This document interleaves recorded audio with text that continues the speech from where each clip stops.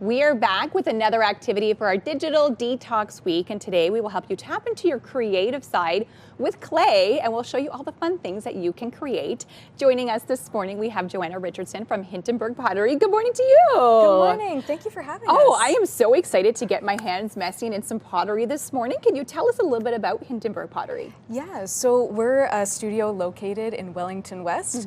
It's a beautiful space. There's a ton of light, a ton of plants, and a great creative atmosphere in the studio. I love that. And it's so nice to unplug, you know, get away from our phones and social media and get to do something creative with our mind and our hands. Yeah, we get so many people coming to take classes who say, I've spent all day in front of screens. Yeah. And it's so good to be present in my body and to be working with my hands.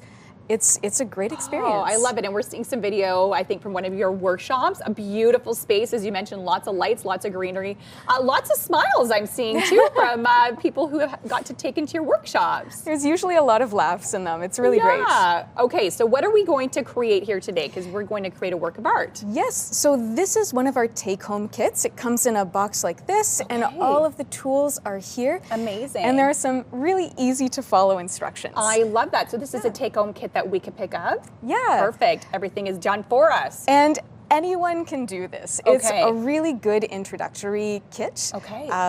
Yeah, all you need is to follow some instructions and a creative mind. Wonderful. So what's the first step included in creating these beautiful works of art? So one thing you can do is create some texture on the slab of clay here. Okay. And you can practice your textures here. Okay. This is a really fun thing to do. I love flowers, and this is another clay mold that someone's created. I love that. Texture is so much fun because anything can be a texture. Right. You can use the back of a fork. Right. You can use the bottom of your shoe. It's true. My bracelet too could create some really cool texture onto the clay as well. Cool. So you can start to look at things a little bit differently around you and get creative with it. Look at that. Oh my goodness, that makes it so easy just to have a little rolling pin with texture. Can you add more in there as well? Absolutely. You can layer it up. You can design your slab with the texture. Ooh, that's fun. And you can go crazy. Yeah. Oh my goodness, I love it because it's not creating a huge mess. I'm like, this is a great activity for my kids. Yes. Okay, what else do we have here? Ooh, a little heart. This is fun. Oh my goodness, this must be, okay, I'm gonna get really into this because this is what happens to me. I forget that I have a time constraint, and I think that I have as much time as I want. Okay, so let's say that we're almost done with this. We've designed a beautiful slab. We have, it's gorgeous. We need to construct our lantern now. Okay. So whenever you're putting two pieces of clay together, you need to score and slip. Score and slip. Scoring is when I scratch the surface of the clay where I'm going to be joining it.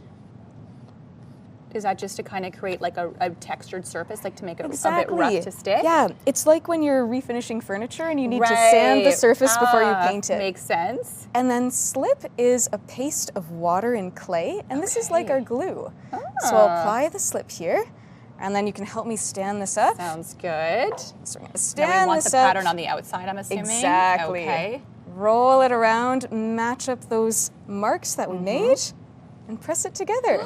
Wow. And now we have a nice seam, and we'll make sure our lantern will stay standing. Wow, beautiful. And that, see, there's some of the finished lanterns then here. Yeah, so here we have one that was made last night. Beautiful. With lots of little extra textures that of course were scored and slipped and they to could stay. add some holes if they want for the light to come through. It's kind of, you could do up to whatever you want. Yeah. Beautiful. And at the end, when you finished your lantern, you'll bring it back to the studio. Okay. And you'll choose one of the glazes here. Ah, one of the So it'll get fired twice. Yeah. And the glaze will be a colorful glass surface on top of the pot. Wow. And it'll be really shiny, and the light will just glow through.